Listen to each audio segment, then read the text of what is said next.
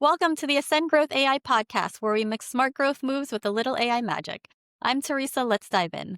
For today's guest, we have Josh Barber, franchise owner at Patrice Associates. So, Josh, welcome. Thank you for being here today.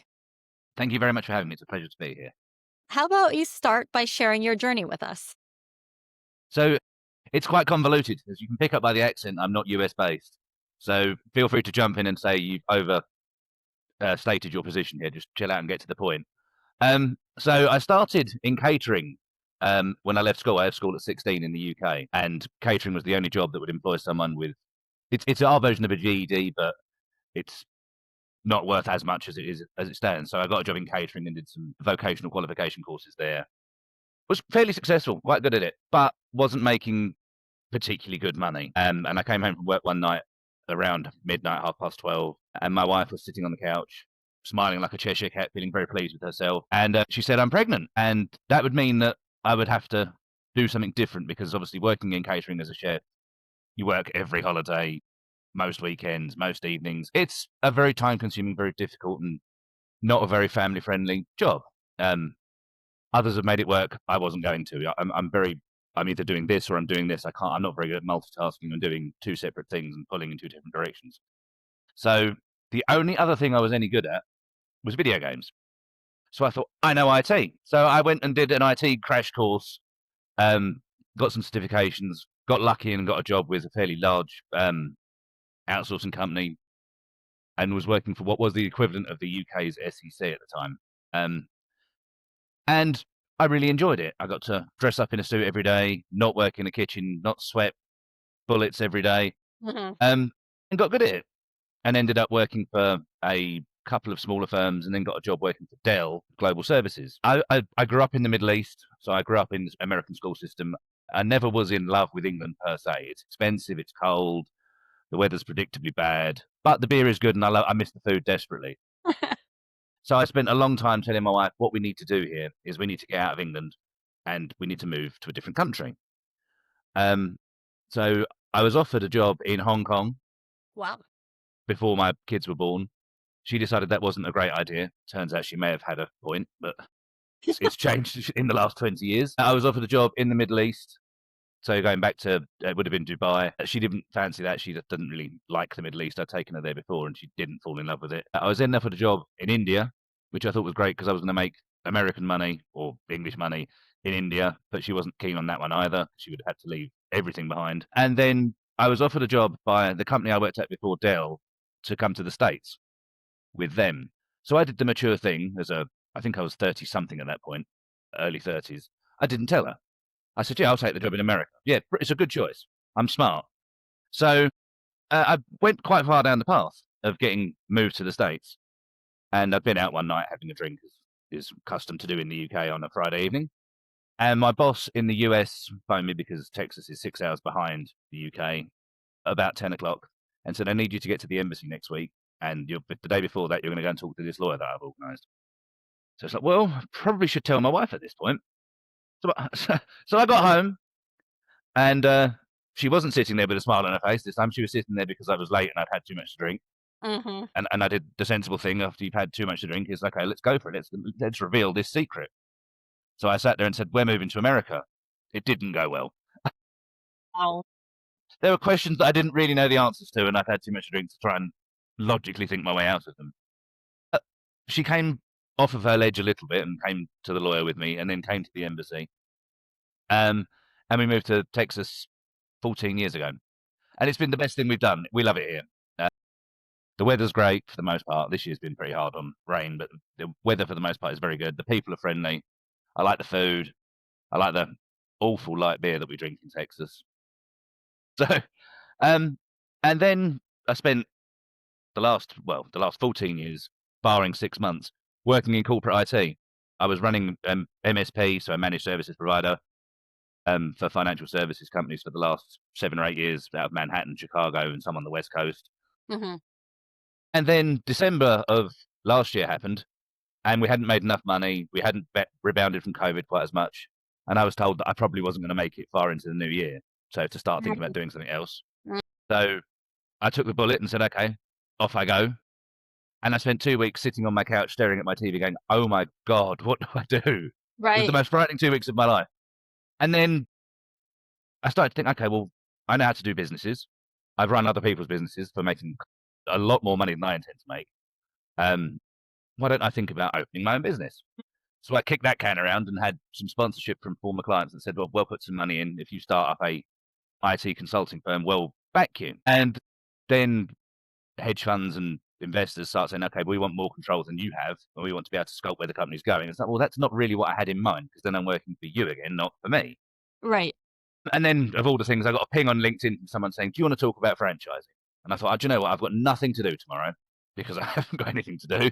Sure, why not? I'll talk about franchising. And I'm still in the mindset of a franchise is McDonald's. You need $5-6 million and it's fast food. So I wasn't particularly excited about this. I thought, I've got nothing to do, but what's it hurt? And spoke to this person, and they said, what we do is we are a franchise broker. We try and introduce you to other franchises. So let's think about some of these franchises. And the franchises I was looking at was as a career coach, as a man in a van doing flooring and kitchen remodels, which there's a funny story about that in a minute. Mhm. And then recruiting. And I've done recruiting from the corporate side of the world for over 20 years. I know how it works. I know what people are like and how to get people and coach them in. So it kind of made sense. And I thought, do you know what? I can do that. And the numbers, when you start to look at the numbers of a recruiting franchise, add up really quickly. You can Mm. make good money quite quickly. Mhm. And Patrice Associates, I've said this elsewhere, is very much a business in a box. Anything that you need, because it's not clever, right? Recruiting isn't rocket science. We're not going to the moon. It's, would you like a job? Yes, I've got you. Or no, thank you, off I go and find someone that does. Mhm. But everything is there for you to succeed. There's a lot of coaching and a lot of mentoring that goes on.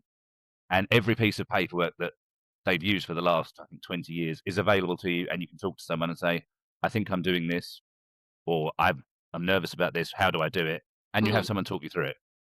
But with the man in the van thing, it was going to be matching tiles and flooring and all that kind of thing. So remodeling. And I was telling my wife about it because it sounded really exciting. And she looked at me in slightly less polite terms, called me an idiot, and pointed out that I'm really drastically colorblind. So wouldn't have been my smartest choice. We're going to have green and blue and all kinds of crazy colors all over people's houses. So it wasn't my smartest bit. And it was a considerable amount more expensive.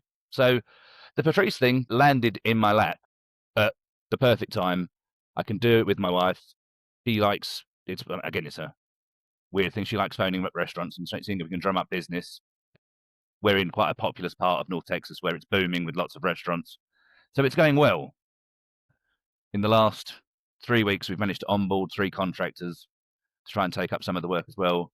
Wow. And yeah, I am by no means special. I'm not a genius. I don't do anything different to other people. It gives you an idea as to how easy it is to think outside of corporate world where this is my box and this is where I stay. It's now, why don't I do that and have someone else do this for me and start spidering out? And it's a really good way of not being in corporate America. It just is terrifying when you leave it. Yeah.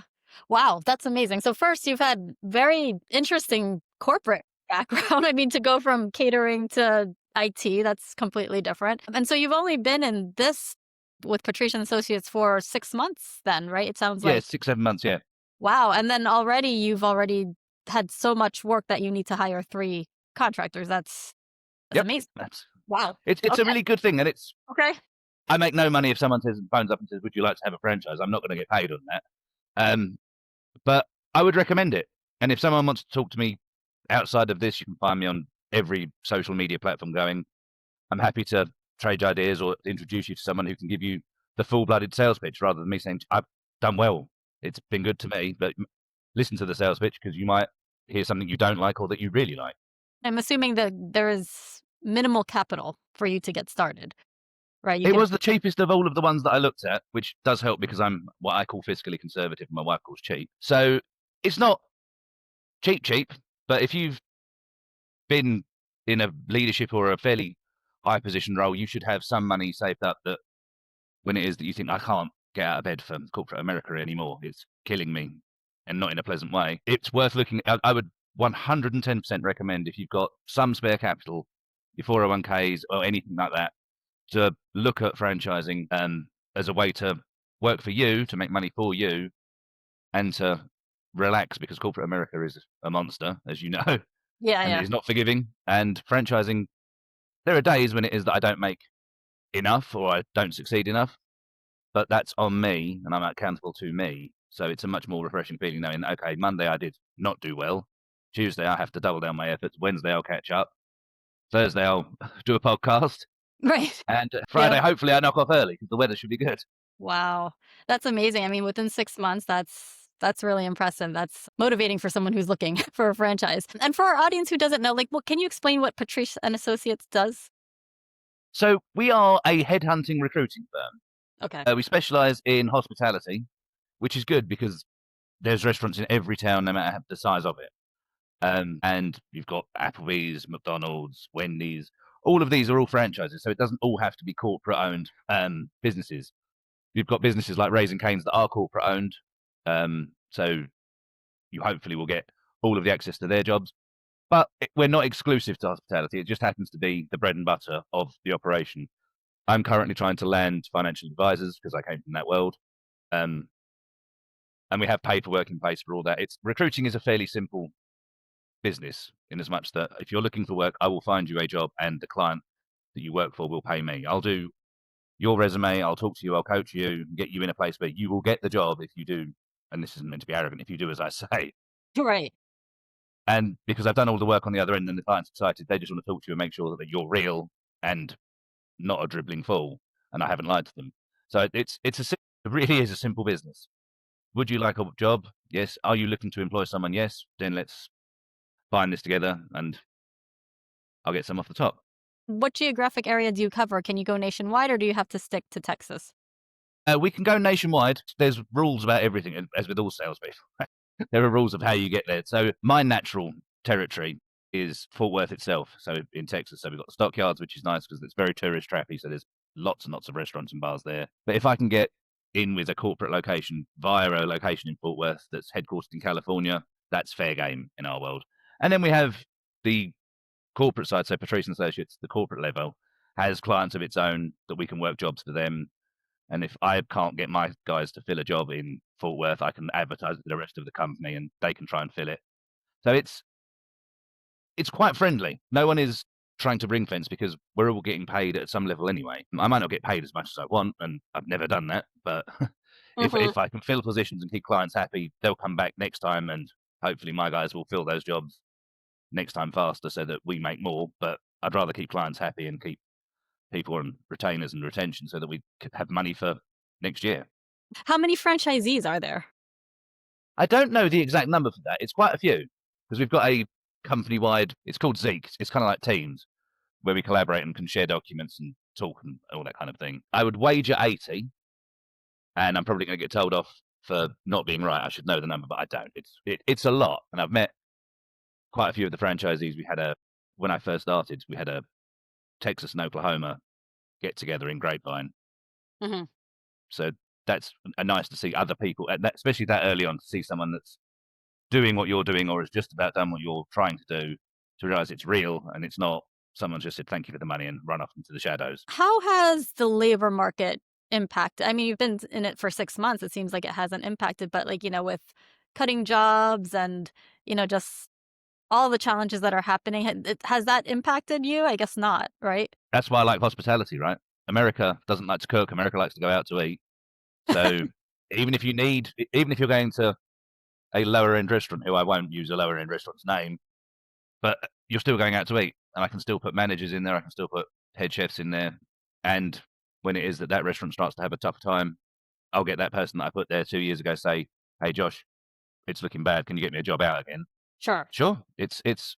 I had this conversation recently. It's just networking, right? If you can talk to people and keep people happy, you'll do well.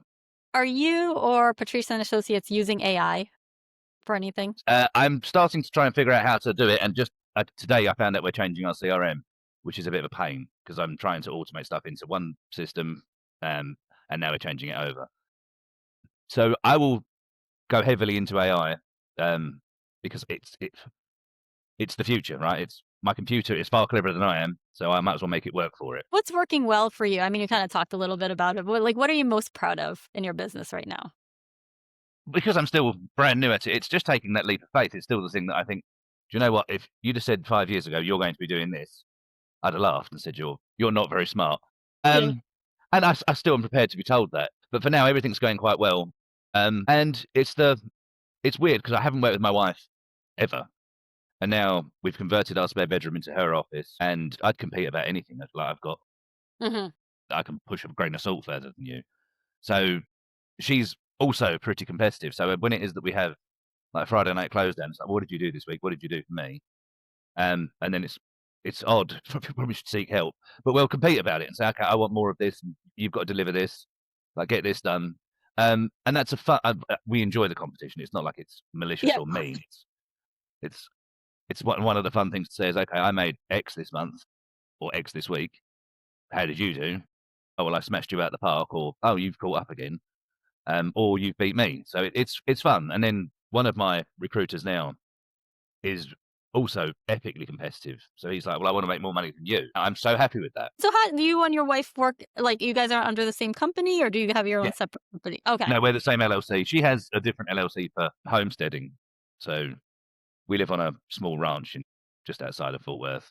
So Okay. we've got every animal known to man. So she has to do a little bit of homesteading to sell eggs, breads, that kind of thing at Okay. Okay. markets.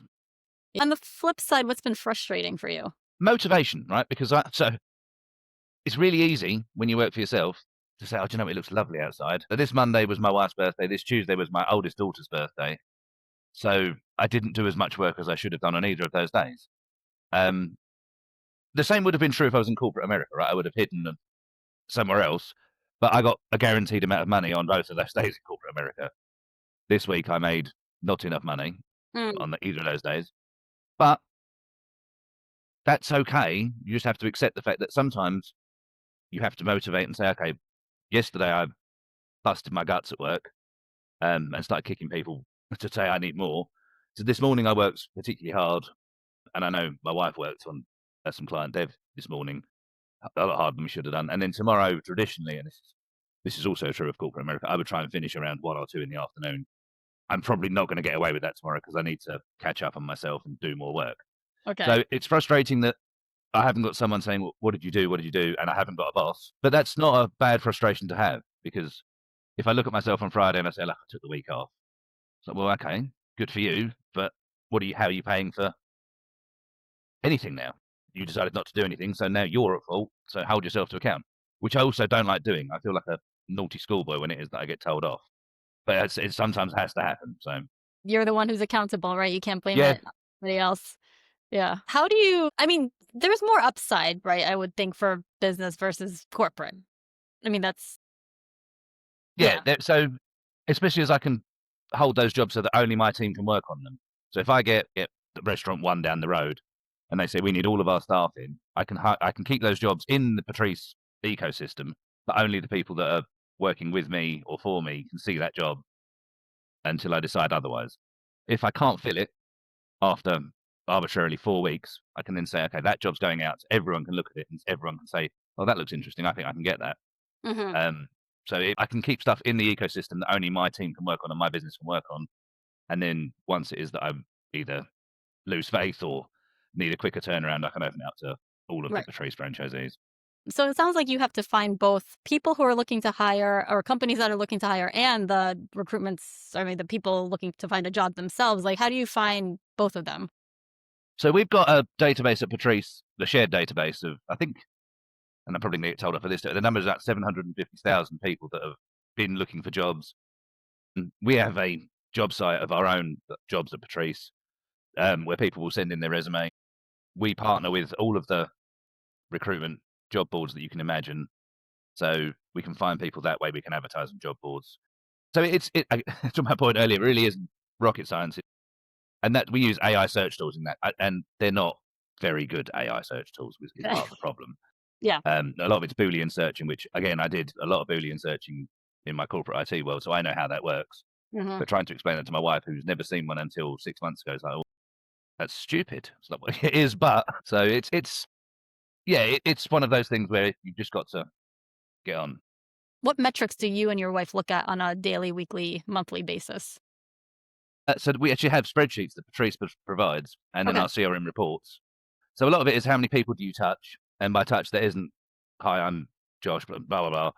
Someone slams the phone down, and you have to have a conversation with them, because then once you've had several of those, you should have a pipeline that you basically funnel everything down to the single bead. So a lot of what we do is spending time on the phone, either calling restaurants or calling people, um, because it's the quickest way, and this is a catchphrase from one of the mentors that I had. The quickest way to the dollar, right? One of my contractors at the moment, one of my guys, is found a really really great person that has a slight impact on their resume that the client that he wants to send to just won't accept. Mm, And he's going like, "Well, she's fantastic. She's this. She's this." Like, yes, but this is a hard no, and I'm not going to get in the way of that. mm. So that frustrates him because he's like, "She's perfect for it," and it's like, well, she's not. Right. How long does it typically take for a job to get filled once the company posts it?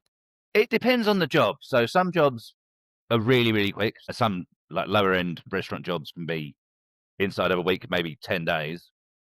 And then other ones can take months. Um, Oh, wow. we've got a CFO job that's taken months and months to fill, which is why it's good to have the smaller jobs because you can have big injections of cash, but don't put all of your eggs in that basket. Take the small cash jobs from fast food restaurants and use that as a base income and then say, okay, that one is massive. I'm going after that job. No, that's a good strategy. Where do you want to be 6 to 12 months from now? The beach, that's probably not what you meant. I think I'm in a fairly good place right now, so I'd like to try and steady state out where we are, develop more business, and once it is that we get really going with that at the beginning of probably next year, because we're going to slow down for the holidays, so for Thanksgiving and Christmas, and no one's going to want to try and turn over their staff, especially in hospitality at that time of year. So the business development, if we kick that off and are successful with that and get a decent chunk of clients there, is for us to again onboard more recruiters, and then moving on beyond month 12 would be again load up a load more client development, and then for me to do less and less in quote marks real work and more of trying to keep the client happy and out schmoozing, for lack of a better word. What would you tell your younger self to do differently if you were to start over again? I don't know. Really. I've been pretty lucky and I've had a pretty good time to get here. Hmm. I suppose the answer to that would be probably 5 years ago. Don't wait so long. You've Mm, hated working here and you're just doing it because you get paid. Look outside. There's a lot more things than just another paycheck to chase after. I could have started this 5 years ago and maybe be on the beach today, retired. I would have just said start earlier because I'm yes. in my mid-40s, which I realise isn't that old unless you're my kids. Hmm. Um, but start earlier because then you've got a quicker path to the success. Yeah. I made other people lots of money for the last few years. Mm, I yeah. did okay, but I made them a lot. Now it's time to capture it for yourself. Yeah. Yeah. And what tips would you give to those who are in corporate and are thinking about moving? Or what's the biggest mindset shift, I guess you would tell them? Uh, so the most frightening part is steady money. Yeah. Your salary goes. Health benefits haven't actually been that bad for me. Uh, Okay. Okay. it's I'm paying comparatively, and my out of pocket amount goes up, but that's okay because my wife ended up in the ER in May. She's fine now. Oh, wow. Okay. My daughter yesterday, my youngest daughter, had glasses fitted at the. I'm going to get the road bomb. So eye doctor is what we're going with. Hmm. Um, and it wasn't that bad. The appointment was covered fully, and then the glasses because she's a 14-year-old girl have to have a fashion label on them, have to be very nice. So they were expensive, but it wasn't ridiculous, and the insurance covers some of that too. Okay. So it's the mindset of everything being in quote marks given to you. Healthcare you can get, life insurance you can get. Mm, It's the making sure that you've got residual income and knowing that it's okay. I wouldn't recommend starting it if you're dollar to dollar because month one is going to be devastating. But if you've got a little bit of spare income, go for it. Look at it. Maybe don't look at Patrice, but look at something that interests you. I spent long enough sat at a desk for corporate America that driving a van around looking at kitchens seemed like a really appealing idea that I could make good money at. I couldn't have done. I would have been terrible. mhm. And then, like I said earlier, if you just said a few years ago, Josh, you're going to start up a recruiting business, we're like, why? That's a terrible idea. But it's one of those things that once you start peeling away at the onion, You'll cry at first because it is frightening. I spent Yeah. a long time thinking, what on earth am I going to do? I'd spent years working with jobs in New York from North Texas. No one wants to employ remote now. Everyone wants people back in offices. I'd hate to do that. So believe in you. If you've been successful in a corporate career, why not be successful for yourself? It's the question I wish I'd asked earlier of myself because it makes no sense that I've made so many other people good money. So believe in you and go for it. The worst that happens is that you blow out for a year and then you go back to corporate world. I Mm, don't intend to ever go back, but you can always go backwards. And franchises, like everything, are assets. So if you don't like it, you hate it, sell it. that's really good advice. Thank you for sharing that. And if people want to get in touch with you, where can they find you? So my phone number is 817-415-1006. Email is jbarber@patriceandassociates.com. And then I won't do the website because I'm not reading out a URL. Yeah. But you can find me if you go on patriceandassociates.com and then look for North Texas region. You'll find me and my details there, along with my wife and a picture of us in, I think, Manhattan of all places. Nice. But yeah, we're always happy to help on both sides. If you're a business that wants to help recruiting, if you're a person that wants a job, send me a note and I'll either call you or I'll email you back or text you, and we'll go from there and make sure that we get you to being great and happy. Yeah, great. No, Josh, thank you so much for sharing your experience. And it's really encouraging to hear how successful you've been in just 6 months and making that leap from the corporate world. So thank you so much for sharing that. I hope that I'm sure that will inspire many other people. It really is an awesome thing, and I'm really pleased that I did it. And if I can ever help someone off of a ledge and either jump into it or jump back on the ledge, I'd love to help someone. So yeah, it's been very rewarding for me as well. Well, that's great to hear. Well, thank you, Josh. And that's a wrap for today's episode. Thanks for hanging out with us. If you got value, share it, tag us, and don't forget to hit subscribe. Catch you next time on the Ascend Growth AI podcast.